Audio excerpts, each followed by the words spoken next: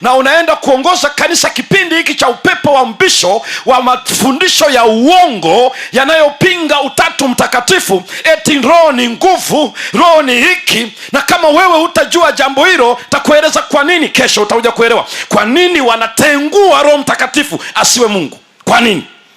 Na hakuna mtu yeyote atakayebaki salama ambaye anasema Roho Mtakatifu sio Mungu. Kesho Mungu akituweka kuwa hai utakuja kuelewa Biblia inavyomweleza. Ufunuo wa Yohana sura ya kwanza na mstari wa 4. Takuwa amevamiwa huyo mtu wa Mungu.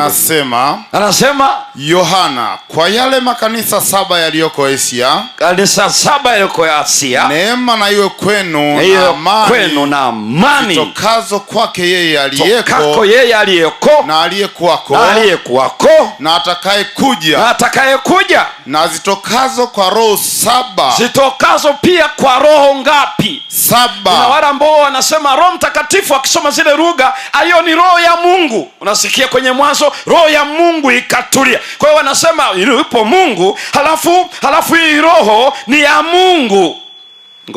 Ngoja vizuri, sikiliza. Wameeleza aliyeko, halafu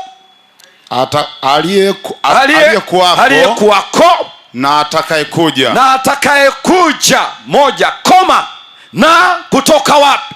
Na zitokazo kwa roho 7. Na zinazotoka kwa roho 7. Nimekueleza nini maana ya 7 na nini maana ya 7. Maana akisema, maana ndio lugha ya kunisaidia jua huyo roho ni nani. Huyo ametumia wingi neno roho 7. Kwa maana ya 7 sio maana ya wingi, maana ya tabia ya uungu. Kwa hiyo anakueleza huyo roho ni Mungu. Kwa hiyo neema na kweli na amani vinatoka kwa yeye aliyeko, atakayekuja na aliyeko, ambaye ikishamaliza hivyo anasema na pia zinatoka kwa Roho Mtakatifu.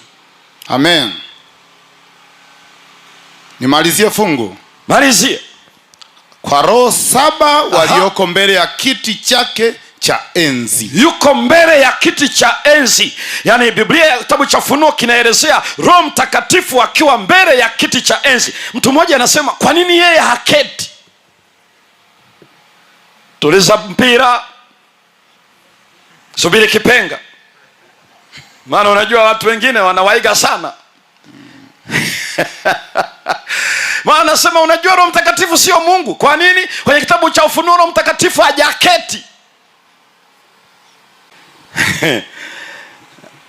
Lakini kuna wengine wanasema Roho Mtakatifu hatajwi kwenye Biblia, ila wanaona ni roho ya Mungu. Ndio changamoto ambayo tunakutana nayo. Na kwa sababu wewe ambaye ni kiongozi mwenye dhamana katika idara ya vijana, ambayo dhamana ya uongozi kwa kanisa la Waadventista wa Sabato iko kwenye idara ya vijana. Amen. Na kama utajua ukweli huu wa neno la Bwana na unaenda kuongoza kanisa kipindi hiki cha upepo wa mbisho wa mafundisho ya uongo yanayopinga utatu mtakatifu, eti roho ni nguvu, roho ni hiki, na kama wewe hutajua jambo hilo takueleza kwa nini. Kesho utakuja kuelewa kwa nini wanatengua Roho Mtakatifu asiwe Mungu. Kwa nini? Na hakuna mtu yeyote atakayebaki salama ambaye anasema Roho Mtakatifu sio Mungu. Kesho Mungu akituweka kuwa hai utakuja kuelewa Biblia inavyomweleza. Kwa hiyo huyu ni Mungu mwenye sifa zake, ametajwa vizuri kwenye kitabu cha Ufunuo. Na zinakwenda wapi mpendwa? Wewe ni mbinguni. Zinazotumwa wapi? Kwa sababu ni roho 7, inatumika neno wingi zinazotumwa ulimwenguni kote, lakini ndani ya muktadha wa 7 kwa maana ya tabia yake.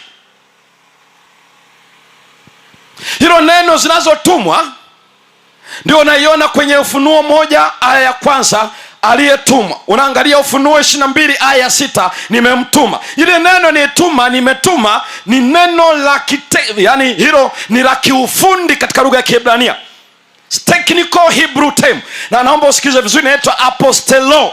Apostelo ni maneno mawili, apo preposition na stelo.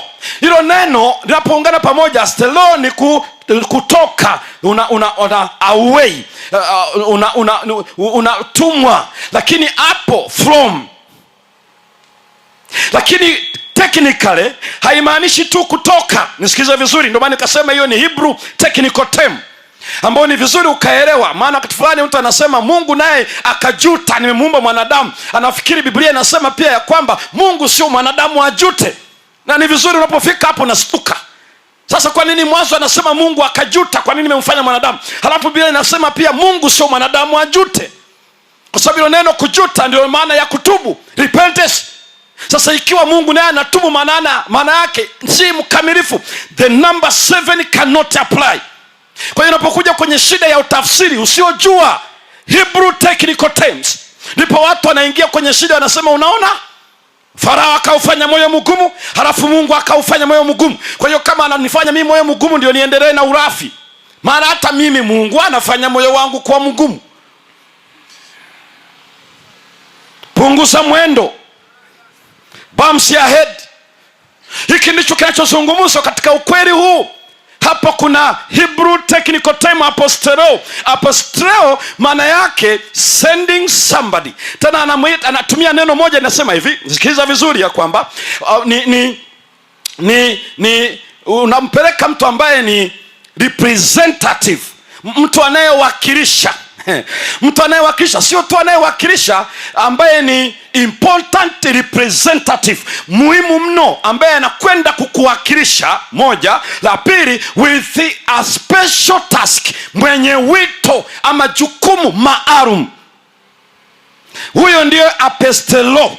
Kwa hiyo inapotumwa hivyo, ni anatumwa maalum kabisa, mwenye jukumu maalum.